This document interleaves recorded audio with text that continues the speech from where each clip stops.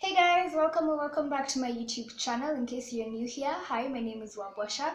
So I've been getting so many questions about content creation in my DMs, so I thought that I can just make like a small video to explain everything in detail. I wrote most of the questions down that I've been getting, and this is what I'll be like referencing on. And also, yeah, I guess if you're interested in starting a YouTube channel or you're just curious about like us YouTubers, then stick around. So the first and most common question that I usually get is how did I start or what inspired me? Well, I've told the story before, but in case you're new here, it's basically that I was making a video for my friend on how to do her eyebrows. So my phone, I don't know if it happens on everyone's phone, but if I try to send a clip that's I think more than 2 minutes long, WhatsApp like cuts it, so it's not one continuous video. So my other alternative was just posting it for her on her YouTube, on my YouTube channel, or at that time I didn't have one, so I wanted to just post it on YouTube and then send it to her. So the video, long story short, ended up being shared a lot and viewed a lot. So I was like, hey, this looks like something people are interested in watching. So I just started doing makeup tutorials, and here we are now. Okay, so my second most asked question is, what do I need to start a YouTube channel? Honestly speaking, you guys, I wouldn't recommend that when you're just starting out on YouTube, you go buy a really expensive camera, some amazing lighting and everything like that. As in, don't just invest into YouTube so much when you first get into it. Do YouTube for like a month, because I feel like when people watch YouTube videos, they usually feel like it's really easy to do. You just set up a camera and film what's, there's nothing much to it. But YouTube is actually really hard and it can get stressful, especially if you want to be consistent. So try out YouTube for like, let's say, a month, and then that's when you can start investing in good equipment if you feel like that's what you want. But for beginners, like when I started, I used to use my phone to film, the Samsung J7. It used to work okay for me. Now I use an Infinix 05 to film. The camera is really nice, so if you're looking for something to specifically use to take pictures or video, I recommend this Infinix 05. Lighting, when I started out, I used to use natural lighting, and oh my god, for me it was such a struggle, because first of all, I could only film during the day, so that meant waking up early so that I can have enough time to film before the lighting starts shifting. Then I moved on to an umbrella light, and then now I'm using a ring light. The ring light that I'm using right now is from Amazon, and I shipped it in through Box Kenya, so I can link Box Kenya's website down below in the description box in case you want to ship in any of your camera or filming equipments. What else is there? Editing.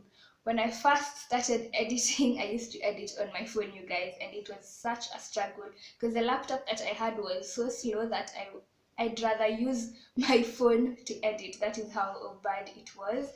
But yeah, now I film on a laptop. I use Wondershare Filmora to film. For me, I'll do a video on how I film and edit my YouTube videos, because that has also been requested a huge bunch of times. Oh, and one more thing, the other thing that you need, of course, to be posting your videos on YouTube is a YouTube account. And some people have told me they don't know how to do this. Basically, when you get onto YouTube, there's login or sign in. So when you sign in, then that's your YouTube account, and there'll be the option of uploading videos onto that YouTube account. So basically, it's that simple and it's free. Another question that I do get asked a lot is how to make money on YouTube. And I'm here to tell you that if you're joining YouTube just so that you can get rich overnight, just quit before you start, because honestly, it's not that easy. But with that being said, yes, it's possible to get money just by posting your videos on YouTube. And what you want to do is sign up for something called AdSense. So when you sign up for AdSense, then they pay you for the ads that run before, during, or after your YouTube videos, depending on where you want to place them, but don't place them after. It's not a good idea. So once you have your AdSense account, you don't immediately start earning your money. You need to become eligible to monetize your YouTube videos, and the YouTube rules and laws usually change a lot over time. So I want to read for you guys the requirements that are there right now. So this is from January 16th, 2018. The new eligibility requirements are that once a channel reaches 4,000 watch hours in the previous 12 months and 1,000 subscribers, it will be reviewed to join your program.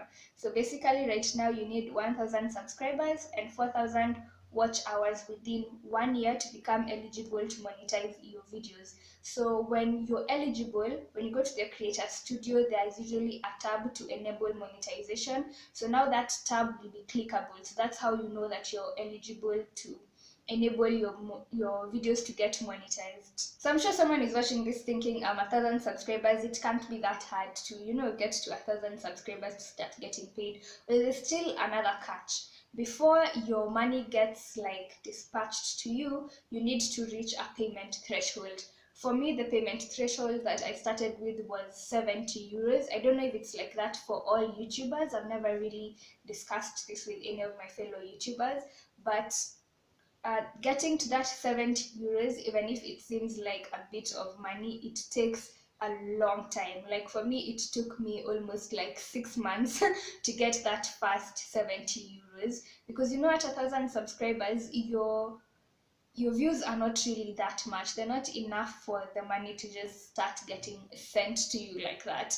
But there's hope. Like with time, as you get consistent, your views increase and stuff like that, then it takes a shorter time to reach that 70 euros. As in, it will start reducing to 3 months, and then 2 months, and then 1 month, and then after some time, it's even weeks. So yeah, basically that's it. And it doesn't mean that immediately you have reached your 70 euros, then you just get your money. It's just like work.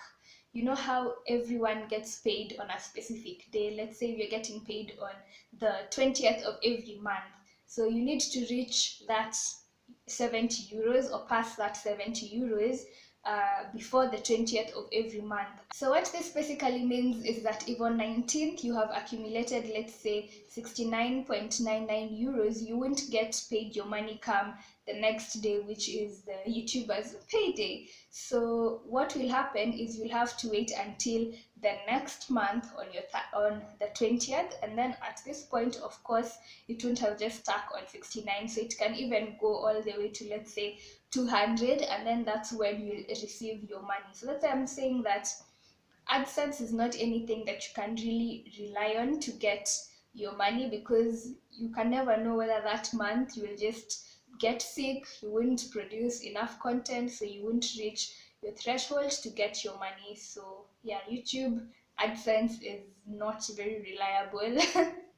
Okay, so AdSense, as you've seen, is not that reliable, but there's still people who are doing YouTube as their full-time job, and they're making it like they're eating, dressing, they have a roof over their head. So how does that work? You need to approach brands to work with them and collaborate so that you can be able to earn money. So there's a YouTuber who's explained this in detail. She's called Joy Candy. I will link the video down below. She's explained it in like a blogger's uh, view, but I feel like it's the same thing even for vloggers, just that now you'll be doing videos instead of pictures, of which even for YouTubers you can still do pictures. But yeah, I feel like it's just the exact same thing, so I'll link the video down below. But if I can sum it up into a few words, you need to approach brands so that you can work for them. Don't wait for brands to approach you, especially if you're like a growing YouTuber. Most of the time they genuinely don't know who you are, and if they don't know who you are, then they can't be able to hire you. This actually took me a really long time to learn, and it was one of my fellow YouTuber friends who filled me in on this, and I'm very grateful for that. So yes, you need to get out there, look for brands that can be able to sponsor your videos so that you can be able to market for them. Another thing is sometimes the brands are the ones that will end up looking for you. Okay, so when a brand approaches you, it's business. And at the end of the day, there's no business that doesn't want to save money. So most of them at first will offer you products for free so that you can be able to market for them. And honestly, just really look at the workload that is going to go into making the video and how you feel deep inside your heart. Because working with some brands for free, can, propel your YouTube career or something like that. So just weigh and see if it's worth doing it for free. And sometimes you'll tell them, oh, I charge XYZ amount of money for doing this service for you, because basically it's advertising. And if you see how much these people pay to advertise on TV, then you need to be paid if they're going to use your platform to advertise. So when they tell you this, you need to be able to give them a specific amount that you can do the job for. So do your research on the brand, know what they can afford so that you can be able to charge them, and also take into consideration the amount of work that will go into making the video. So I can't tell you that, oh, if you have 1,000 subscribers, you should charge this much, or if you have 2,000 subscribers, you should charge this much. Just look at yourself, look at the viewership, the engagement that you're going to be able to offer the brand, and then come up with a number that you feel like is enough. Don't overcharge, don't undercharge, know your worth. So when it comes to going out there to looking for people who you can work with or who can sponsor your videos, the advice that I can give you is to look for people who are in marketing. People in marketing are the ones with the money, and they are the ones who can give you the job. So that's like the one thing I've recently come to learn. So the last thing is advice for anyone who wants to start a YouTube channel. Although it's said a lot, I'd have to say consistency is key. Like, honestly, just to be consistent and put out good quality work. I feel like you should aim that your next video should be a bit better than your previous one. That way, even when you're approaching people to work with you, you have something to show them that they can want to associate their brand with. So those are like the two key things that will make you a better YouTuber. So that is it for this week's video. If you guys might have any more questions, you can leave them down below in the comment section, and I'll try and get back to all of you. Don't forget to like, comment, and share this video with anyone who you think it might help. Always remember to work hard and have good intentions. Until next time, bye.